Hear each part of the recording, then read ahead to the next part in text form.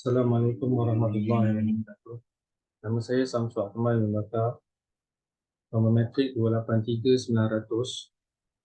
Saya akan membentangkan tajuk hala 7 dan cabaran pengurusan kewangan di Malaysia. Salah satu aspek yang penting dalam pentadbiran negara ialah pengurusan kewangan. Bagi memastikan segala kemudahan dapat disediakan dengan cukup baik dan efisien dan sampai kepada rakyat. Maksud pengurusan kewangan adalah proses pengurusan kewangan yang cekap dan telus agar dapat dibelanjakan dengan betul dan memberi manfaat. Pengurusan kewangan juga adalah nadi kepada sesebuah kementerian dan jabatan untuk melaksanakan segala aktiviti dan program yang dirancang dengan lebih cepat dan berkesan.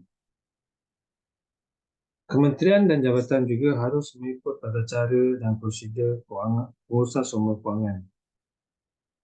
Pengurusan sumber kewangan terdiri daripada 3 aktiviti utama. Yang pertama, menentukan skop dan dasar dan fiskal, mewujudkan garis panduan, dan ketiga, menyediakan kawalan serta struktur bagi organisasi. Dalam aspek pengurusan kewangan, Menteri Kewangan memberikan kuasa kepada pegawai pengawal untuk melaksanakan tugas ini.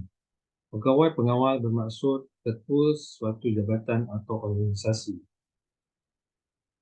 Pegawai pengawal pula akan melantik pegawai perakaunan untuk dipertanggungjawabkan bagi mengutip, menerima, mengakaun, membayar atau mengeluarkan wang kerajaan.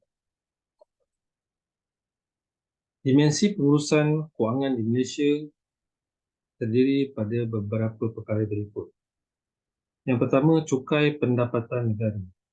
Cukai pendapatan negara diperolehi daripada cukai yang dibayar oleh rakyat. Contohnya, cukai yang tertakluk di bawah Akta. Yang pertama antaranya adalah cukai pendapatan, cukai di bawah Akta Kastam, cukai di bawah Akta Eksersis, cukai di bawah Akta Kewangan dan lain-lain. Yang kedua, kuasa percukaian. Kuasa percukaian ini adalah hasil-hasil yang diserahkan kepada negeri, contohnya hasil daripada tanah, lombong dan hutan, pajakan harta negeri, denda dan pertuturan dalam mahkamah, zakat fitrah, baitul mal dan seumpamanya. Yang ketiga, hasil petroleum. Hasil petroleum adalah hasil yang diserahkan kepada kerajaan negeri melalui petroleum yang diperolehi daripada negeri tersebut. Yang keempat, kumpulan wang yang disatukan. Iaitu kumpulan wang yang dipungut oleh kerajaan persekutuan. Yang kelima, penyata kewangan tahunan. Penyata kewangan tahunan hendaklah dibentangkan di Dewan Rakyat untuk memberikan laporan ke mana wang negara diguna pakai. Yang keenam, rang undang-undang pembekalan. Rang undang-undang pembekalan adalah penggunaan wang yang disatukan bagi perkhidmatan untuk tahun berkenaan. Yang ketujuh, perhitungan tambahan dan rang undang-undang pembekalan tambahan. Ini adalah pertujuan supaya jumlah tersebut sememangnya tertakluk di bawah Akta Pembekalan atau sebarang jumlah yang diperuntukkan untuk tujuan yang dibelanjakan. Yang ke-8, kumpulan wang jangka. Kumpulan wang jangka bermaksud duit yang diperuntukkan oleh kerajaan bagi situasi kecemasan, seperti banjir ataupun kemusnahan alam. Yang ke-9, kumpulan wang simpanan negeri adalah wang yang dibayar kepada negeri melalui kumpulan wang rizal. Yang ke-10, juru audit negara, di mana berkuasa untuk menyemak mana-mana buku, voucher atau dokumen lain di dalam jabatan kerajaan. Yang ke-11, jawatan kuasa akuan wang negara yang berfungsi juga untuk menyemak laporan daripada ketua audit negara. Yang ke-12, Majlis Kewangan Negara yang terdiri daripada Perdana Menteri dan beberapa menteri untuk menasihati kerajaan persekutuan dalam hal-hal pengurusan kewangan dan bagi kerajaan persekutuan atau negeri.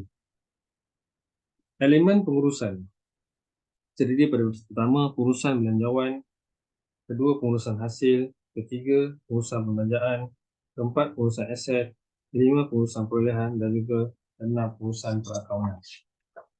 Dua proses kewangan di Malaysia iaitu pertama, pengurusan kewangan tradisional dan kedua, pengurusan kewangan bersepadu. Isu-isu kelemahan dalam pengurusan kewangan ialah antaranya jumlah perbelanjaan melebihi peruntukan, isu kawalan keterimaan dan juga penyemakan kawalan perbelanjaan.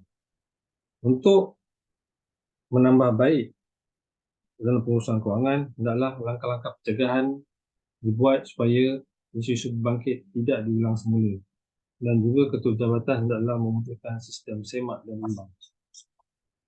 Kesimpulannya, pengurusan kewangan yang teratur dapat memastikan negara melaksanakan semua aktiviti yang dirancang dan juga negara dapat menyediakan segala kemudahan yang efisien kepada rakyat. Anggaran belanjawan yang sempurna dapat memastikan matlamat pembangunan negara dapat dicapai sepenuhnya. Peranan pegawai-pegawai adalah sangat penting supaya pembelanja pengurusan sebuah agensi atau jabatan tidak dilakukan sewenang-wenangnya. Sikap belanja dengan cekap, berjimat cermat dan berhemat seharusnya dikekalkan sehingga bila-bila. Sekian saja. Terima kasih.